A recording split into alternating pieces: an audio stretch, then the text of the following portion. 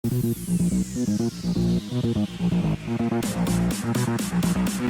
दोस्तों, आशा करता हूँ कि आप लोग अच्छे होंगे। वीपर लैब में आपका स्वागत है। तो यह टॉपिक हैक्टिविज़्म पर है। हम समझने की कोशिश करेंगे कि हैक्टिविज़्म क्या है। तो हैक्टिविज़्म समझने से पहले चलिए समझते हैं कि प्रोटेस्ट क्या होता है। डेमोक्रेसी में पब्लिक के द्वारा और पब्लिक के लिए चुनी हुई सरकार होती है। पब्लिक से बनी हुई सरकार और पब्लिक के लिए जो काम करे। अगर कहीं भी हमें यह लगता है कि गवर्नमेंट ऑर्गेनाइजेशन या कोई कंपनी या कोई रिलीजियस अथॉरिटी इनजस्टिस कर रहा है, तो यह हमारा ह्यूमन राइट्स है कि हम प्रोटेस्ट करें। Right, peaceful protest, non violent protest. Hacktivism तब पिक्चर में आता है जब एक हैकर अब एक्टिविज्म को हैक के जरिए दिखाता है। जब प्रोटेस्ट कोई चीज हैक करके किया जाए तो उसे हैक्टिविज्म कहते हैं। ये सिर्फ डेमोक्रेसी का नहीं, ये बाकी सारे तंत्र में यही चलता है। कुछ तंत्र में there is no freedom for speech. कहीं पर जैसे आपका चाइना जैसी कंट्री हो गया, वहाँ पर कुछ अगर आप बोलते हैं, अगर सरकार की नीतियों के खिलाफ, तो आपको तुरंत अरेस्ट कर दिया जाता है। कहीं अगर डिक्टेटरशिप चल रहा है तो उस केस में भी यही होता है। ठीक है, तो अभी हम चलते हैं ये चीज़ समझने के लिए इथिकल हैकिंग क्या है। मुझे पता है आप लोगों को, बहुत लोगों को पता होगा कि इथिकल हैकिंग क्या है, लेकिन मैं इथिकल हैकिंग अपने पर्सपेक्टिव से बोलना चाहता हूँ। उसे कहा जाता है जिसमें आप ऑनर का परमिशन लेके उसके सॉफ्टवेयर या उसके प्रोडक्ट या उसके एप्लीकेशन में आप हैक करते हैं, इंट्रूड करते हैं, और उसके बाद आप वल्नरेबिलिटी निकाल के या लूप होल्स निकाल के आप ऑनर को प्रेजेंट करते हैं। आजकल सारे ऑर्गेनाइजेशन में इथिकल हैकर बैठे हैं। मेरा 16 इयर्स ऑफ एक्सपीरियंस में मैंने इथिकल हैकिंग को जीरो से आगे बढ़ते हुए देखा है, और इसका स्कोप भी फ्यूचर में बहुत बड़ा है। ठीक है, आजकल सब कोई इथिकल हैकिंग करना चाहता है। Ethical hacking is a life long learning process. एक दिन में आप नहीं सीख पाएंगे, एक साल में नहीं सीख पाएंगे। 10 के लिए आपको डेडिकेशन, एवरीडे लर्निंग, बहुत सारे एड्स, बहुत सारे इंस्ट्रक्टर आपको बोलेंगे कि एक दिन में इथिकल हैकिंग सिखा देंगे और आपका बहुत बड़ा मार्जिन में आपका पे पैकेज हो जाएगा। हो सकता है, कैन बी, पे पैकेज होना बड़ा बात नहीं है, लेकिन एक इथिकल हैकर एक लाइफ लॉन्ग जर्नी है। तो चलिए हैक्टिविज्म की तरफ जाते हैं। इथिकल हैकिंग का कंसेप्ट आप समझ गए। तो हैक्टिविज्म सही है या गलत है, यह हिस्ट्री जज करता है। राइट, तो ये रहा हैक्टिविज्म। अब हम हैक्टिविज्म को डिटेल से समझते हैं कि हैक्टिविज्म की का हिस्ट्री और ये अच्छा है या नहीं। वीपर लैब मैंने ethical hacking courses, reverse engineering और साइबर सिक्योरिटी रिलेटेड सारे टॉपिक्स को कवर करने के लिए बनाया है। हर वीक मैं 2 वीडियो लॉन्च करता हूँ। प्लीज़ आप इसको सब्सक्राइब कीजिए और बेल आइकन को जरूर दबाइए और लाइक कीजिए। हर वीक 2 वीडियो आता है, आप नोटिफिकेशन पा सकते हैं।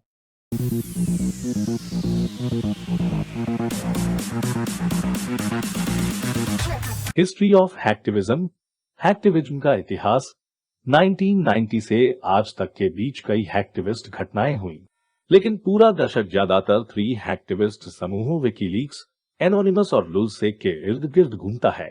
अन्य समूहों द्वारा भी कई हैक्टिविज्म किए गए, लेकिन 2 दशकों का इतिहास अधिकतर इन्हीं 3 समूहों के इर्द गिर्द घूमता है। एनोनिमस हैकर्स का एक रैंडम समूह है जो विभिन्न लक्ष्यों को प्राप्त करने के लिए एक साथ आते हैं। यह किसी विशेष क्षेत्र या प्रकार के अधिकार तक सीमित नहीं है। समूह डार्क वेब पर काम करता है, जो जनता के लिए उपलब्ध नहीं है। समूह साइबर अपराध तक ही सीमित नहीं है। वे भ्रष्टाचार से लड़ने और अभिव्यक्ति की स्वतंत्रता का समर्थन करने में सक्रिय होने के लिए भी जाने जाते हैं। लुलसेक एनोनिमस हैकर्स के 5 सदस्यों ने 2011 में लुलसेक की शुरुआत की। इस समूह का सबसे महत्वपूर्ण हमला 2011 में FBI की वेबसाइट को हटाने पर था।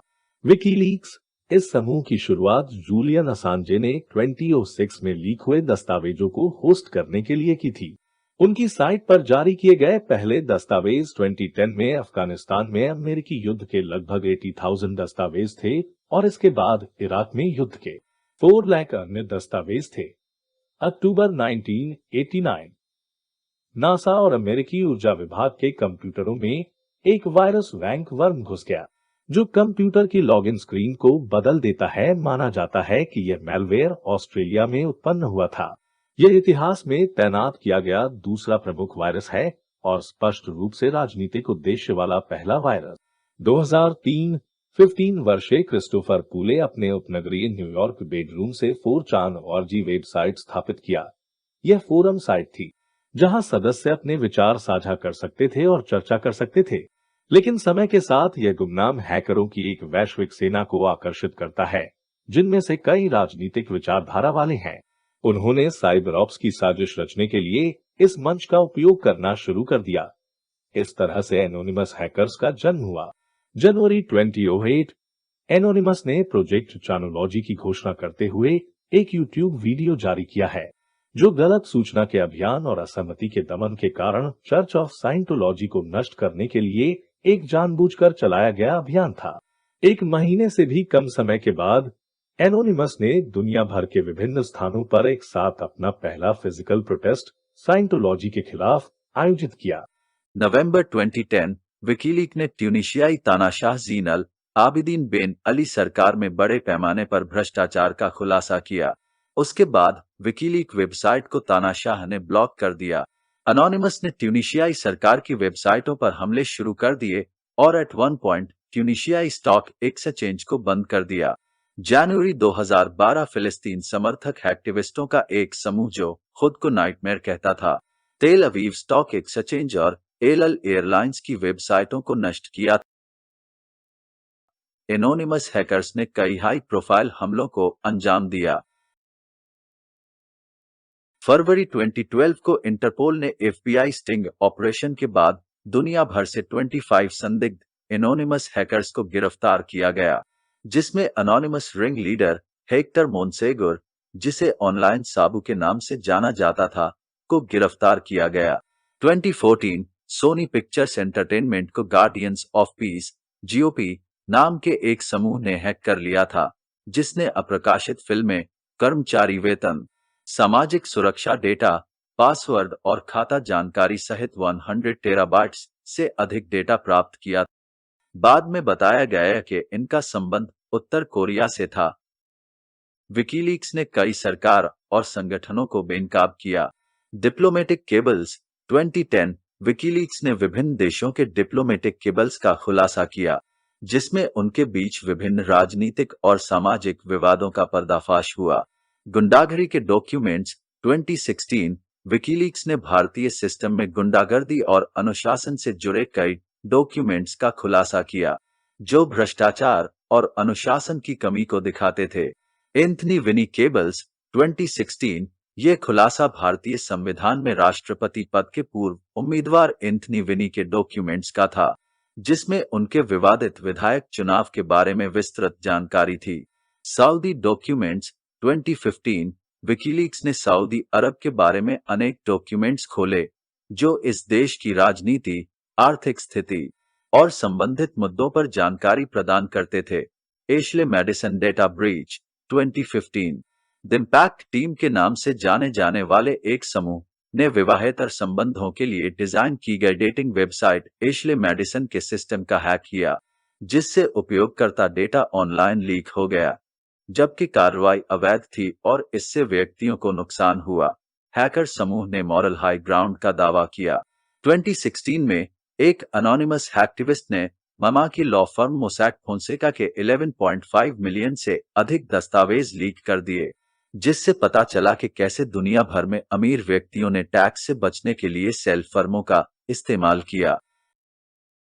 एक्टिविज्म से बचाव, सुरक्षा सॉफ्टवेयर में निवेश, पर्यावरण का नियमित रूप से ऑडिट करना, कर्मचारियों और ठेकेदारों को डेटा के सुरक्षित भंडारण, उन्हें प्रबंधित करने और हटाने के बारे में जागरूक करना, हमले की स्थिति में नीतियों को लागू करना, सिस्टम पर बहुकारक प्रमाणीकरण लागू करना, सॉफ्टवेयर को नियमित रूप से अपडेट करना, सिस्टम की कमजोरियों की लगातार निगरानी करना और उनका समाधान करना। इस स्लाइड में 18+ लिंक, पीडीएफ फाइल, आर्टिकल्स उपलब्ध हैं जो रजिस्टर और मोर नॉलेज प्राप्त करने में सहायक होंगे। आप पूरी स्लाइड मुफ्त में डाउनलोड कर सकते हैं और इसका उपयोग कर सकते हैं। इस वीडियो के डिस्क्रिप्शन पर जाएं और स्लाइड के लिंक को कॉपी करें।